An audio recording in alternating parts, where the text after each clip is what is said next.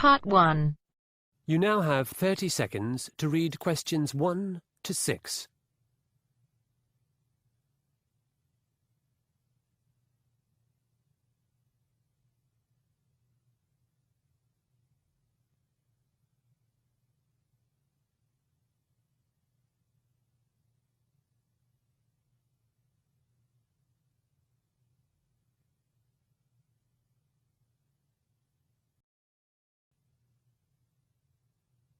Good afternoon, East Coast Community College. How may I help you? Good afternoon. My name's Sonia Stamp. I wonder if you could give me some information about your courses. Certainly. And perhaps help me make a choice. I'll see what I can do. What were you thinking of studying, Sonia? Well, a while ago I started a bachelor's degree in accounting, but I only completed the first year. I'd like to study again, only this time something a bit more creative. Then you've come to the right place. We've got courses in drawing, painting, photography, music, dance and drama. I'm not sure I could make a career out of those, although I'm not bad at drawing. Yes, it's not easy to earn a living as an artist. Still, if you like drawing, why not consider graphic design or desktop publishing? To tell the truth, I'm not sure what desktop publishing is. It's creating leaflets or brochures for advertising, or even entire books. You manipulate the text and images on your computer. We've got some really good tutors on that course, and lots of our students get work afterwards.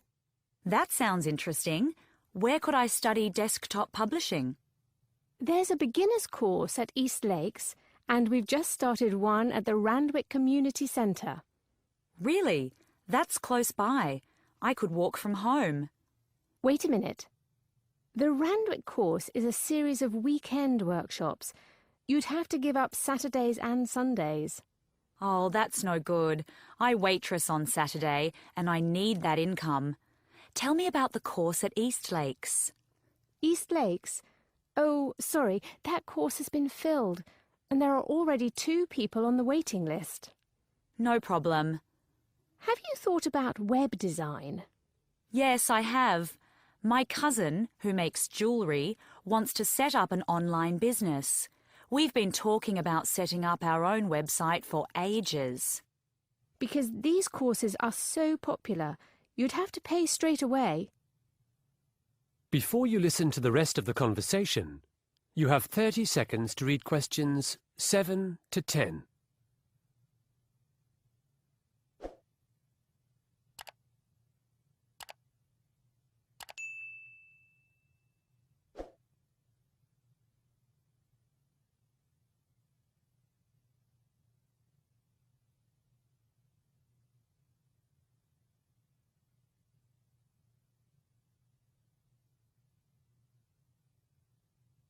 So, Sonia, you've chosen web design.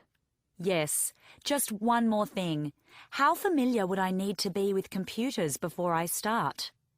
According to the information here, you need good keyboarding skills and a working knowledge of the Windows environment.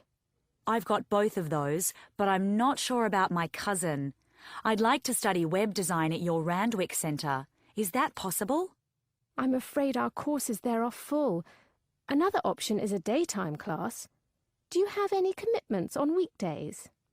I'm busy on Mondays and Tuesdays. OK. There's a course at Daceyville on Fridays at noon for 2 hours. It runs from August to November for 13 weeks. That's a fairly long time, 13 weeks. I mean, long enough to really learn something. Yes, I agree. So, shall I put you down for web design at Daceyville? I'm new to this area and I'm not sure where Daceyville is. Could you spell it for me and I'll look it up? It's Daceyville. D-A-C-E-Y-V-I-L-L-E.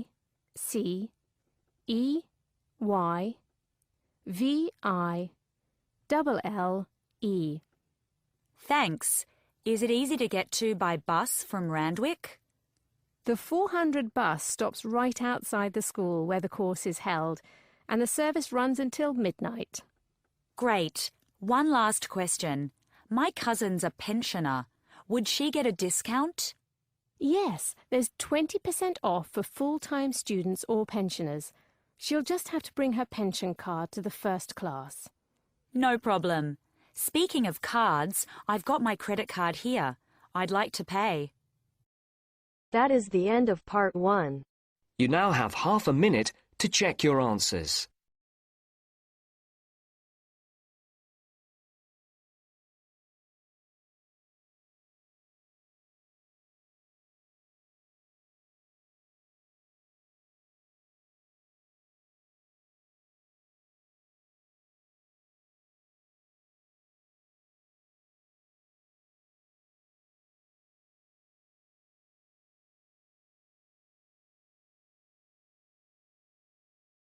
Now turns to part 2. Part 2. You will hear a museum guide talking to her tour group. First, you will have time to look at questions 11 to 15.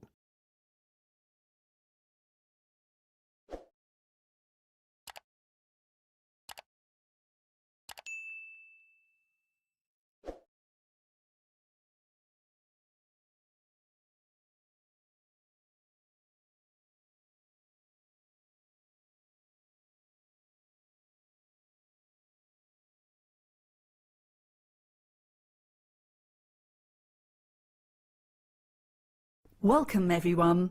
You are standing at the entrance of one of Britain's oldest and most prestigious museums, the National Art Museum. My name is Sarah, and I'll be your guide today. I hope you'll get as much enjoyment out of taking the tour of the museum as I will taking you on it. OK, let's get started then, shall we? Directly in front of you, where you came in, you can see the cafe.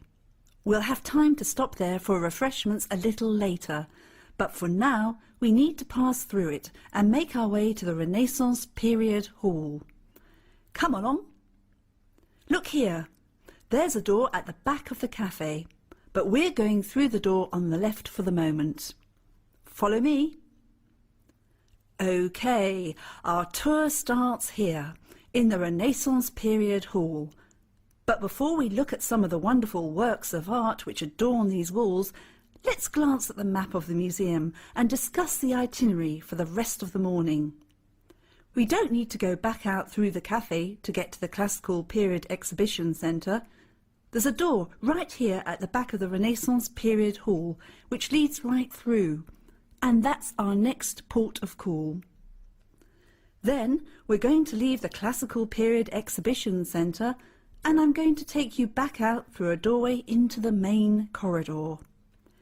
There's a lovely exhibition of works by London artists dating from as far back as 1500 there.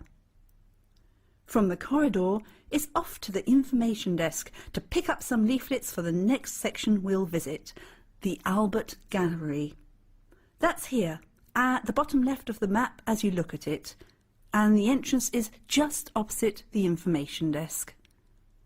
Behind the information desk, by the way, you'll find the men's and ladies, should anyone need to excuse themselves momentarily.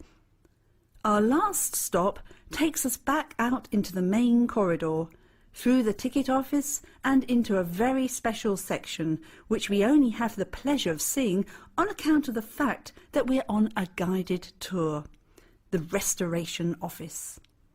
Here, we'll be able to see professional restorers at work, delicately repairing centuries-old works of art, some of which are priceless. Before you hear the rest of the discussion, you have some time to look at questions 16 to 20.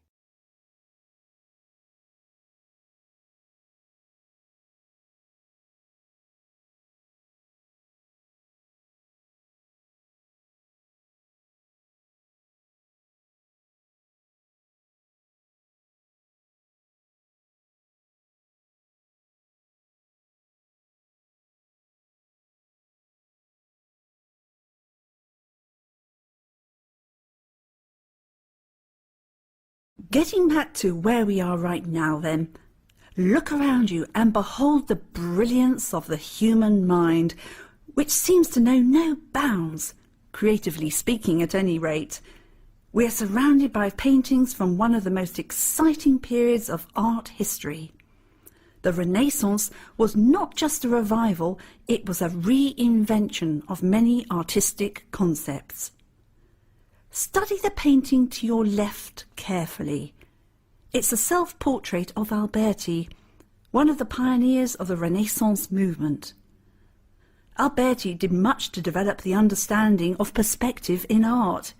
It is no coincidence either that he was also a strong advocate of realism, since a thorough grasp of perspective and the optical considerations of creating a piece of art is a prerequisite for achieving an end result which is an accurate reflection of what the artist is trying to depict, which of course is a core aim of realism.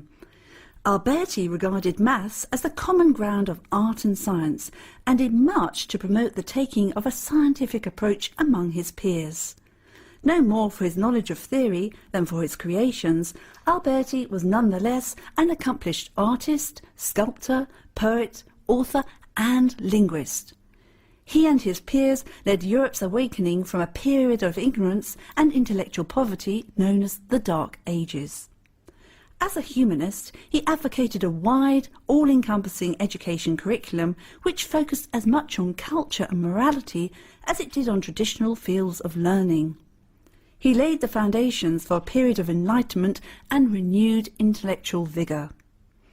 Perhaps names such as Da Vinci and Michelangelo are more synonymous with the period. And indeed, artistically speaking, these gentlemen undoubtedly achieved far more than Alberti ever did. However, his contribution should not be overlooked or dismissed lightly, for it was the catalyst for much of what was to come later, surpassing his own achievements. That is the end of part 2. You now have half a minute to check your answers.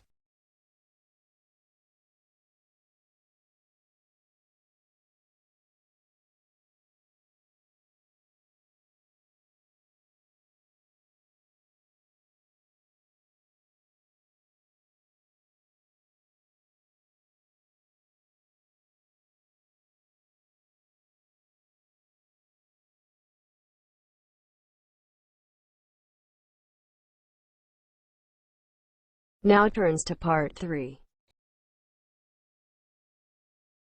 Part 3. You will hear a university lecturer and 2 students discussing an assignment. Before you listen, you have 30 seconds to read questions 21 to 25.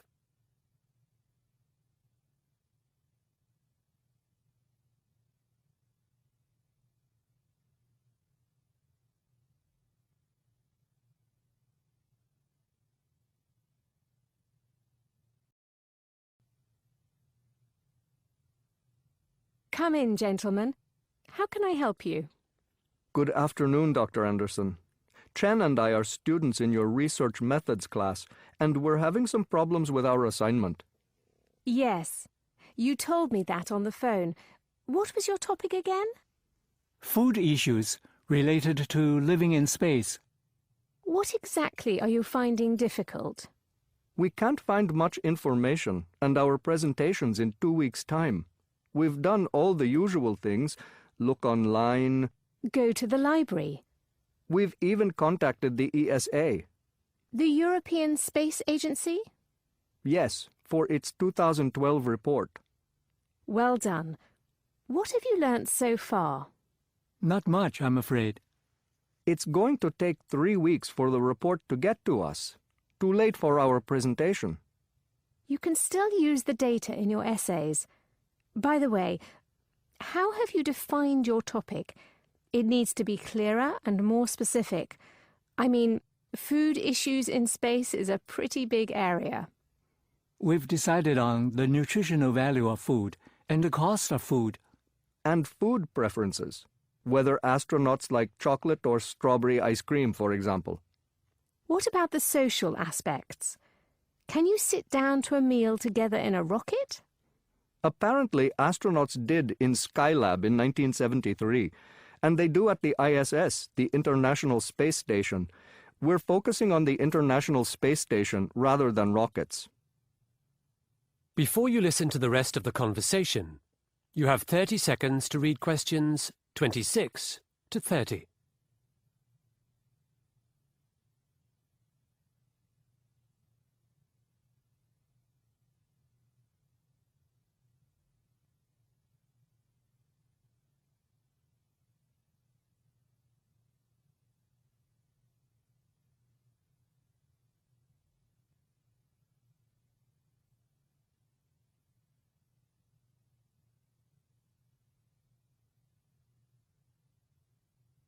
All right.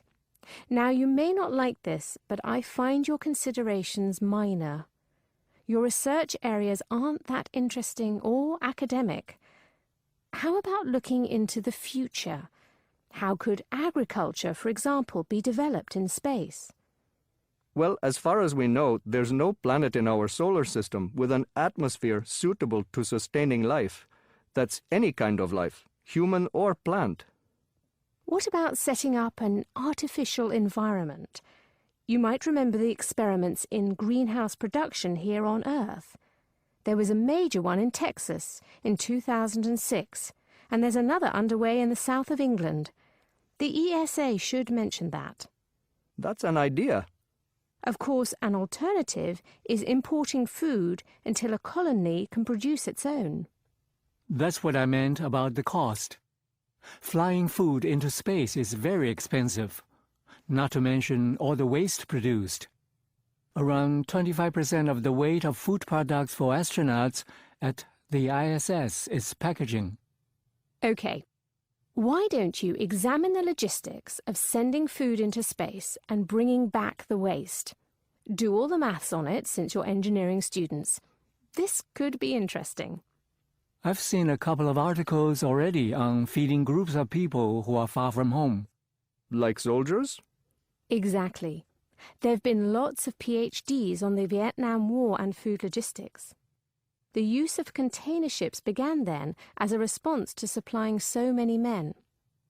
Anyway, isn't it likely that moons or planets outside our solar system will be better for growing food? I think around 400 exoplanets are in the habitable zone, not too far for us to travel to. When might these be explored? We're still waiting for the ESA report. All right. I'd like you to spend tonight refining your research topic. Come back to me tomorrow. You've done some good work, but you need to focus. At this level of your studies, you should try to become experts. Thank you, Dr. Anderson. We'll see you tomorrow. That is the end of part 3.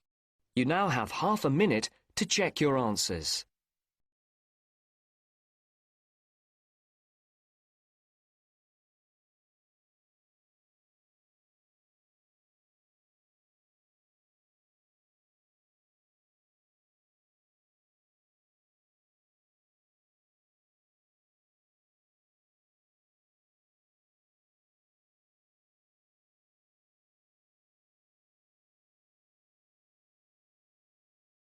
Now turns to part 4. Part 4. You will hear part of a talk about how to attract birds to your garden. First, you have some time to look at questions 31 to 40.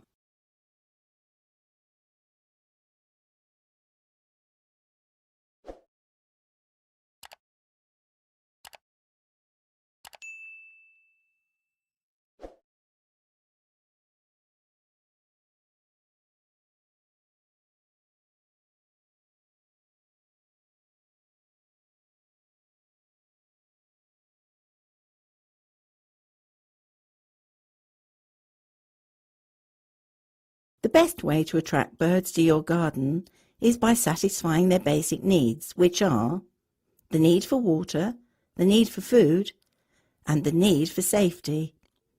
Birds drink water and bathe in it, and many also use it to make mud to build their nests. A simple bird bath, which can be nothing more complicated than a shallow dish, will therefore attract birds. Don't use tin pans, as these get hot under the heat of the sun. In fact, a cement bowl is probably going to be the most effective bath to use. but make sure that it is no more than 6.5 centimetres deep.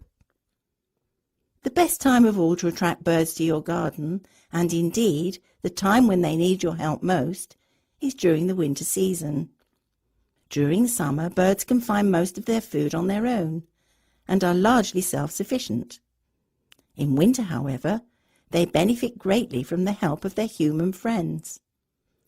Often, when it is cold, an ice or frost crust may form over the ground, covering the birds' natural food supply.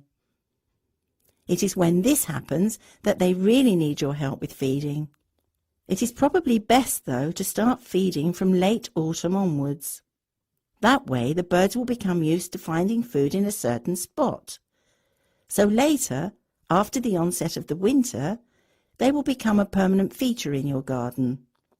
Put food out at night so that the birds will find it the next morning. And whatever you do, make sure that you make your feeder accessible from a raised landing area only. Otherwise, you will find yourself attracting some unwanted pests such as rodents like mice and, worse still, rats. Continue feeding until early spring, when food becomes plentiful again. If you cannot serve them insects, then try to give the birds suet, a form of beef fat. You can buy this cheaply at pretty much any meat market, so it won't cost you an arm and a leg. As well as being nourishing, suet also has the advantage of not freezing during cold weather. Many birds will also enjoy crumbs, nuts and seeds. You can even serve them boiled potatoes and hard-boiled eggs, provided these are finely chopped. Other foods you probably have lying around in your store cupboard may also be used. Try feeding them raisins, figs, dried fruit generally, biscuits, boiled rice, and so on as well. If you want to build a birdhouse or nesting box, I would encourage you to proceed by all means. These offer fine protection, especially for the smaller and more vulnerable species. You can buy ready-made nesting boxes and shelves for a very reasonable price these days. Alternatively, if you fancy your hand at doing a little DIY, they are not very difficult to build either. Most birds prefer houses made of rough slabs of wood covered with bark, which to the birds feels quite authentic and natural. If at all possible, try to match your birdhouse to the surroundings as well. So, if you paint your birdhouse, be sure to use a dull grey-green or brown colour. The simplest type of birdhouse to construct yourself consists of a hollow branch nailed to a tree. When you are erecting your birdhouses, be sure to place them a good distance apart from one another. Few bird species enjoy nesting in close proximity to competitors of their own kind. Cleanliness is vitally important too.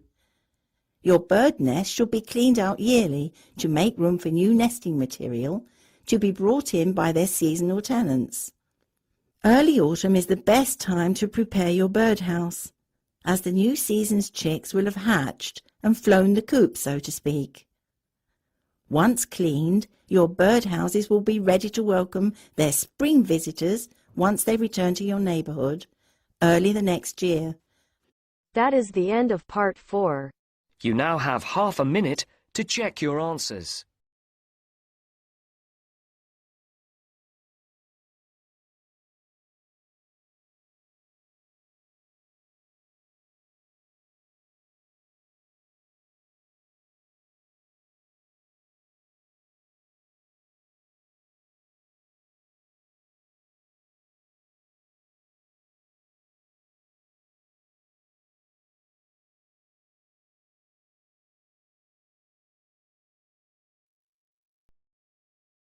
That is the end of the listening test. In the IELTS test, you would now have 10 minutes to transfer your answers to the answer sheet.